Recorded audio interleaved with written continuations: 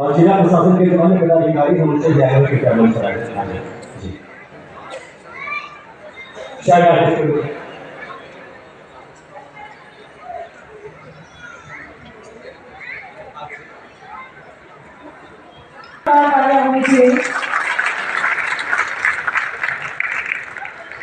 इसके बाद विपुल कुमार मिश्रा मुख्य वॉलंटियर है, उनसे भी आगे क्या मंच करें। ये बहुत ही शानदार छह आर्टिस्ट हैं, सभी जगहों पर अपनी प्रतिभा का विशेष तौर पर महत्वपूर्ण में सब जगह अपनी प्रस्तुति देते हैं। तालियां इनके लिए से श्री विपुल कुमार मिश्रा मुख्य वॉलंटियर, आपसे आगे।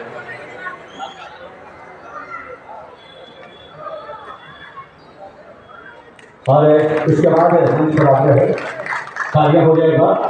इस बार हम शमशी एलसीसी के जो कैडेट हैं उनसे भी आते हैं।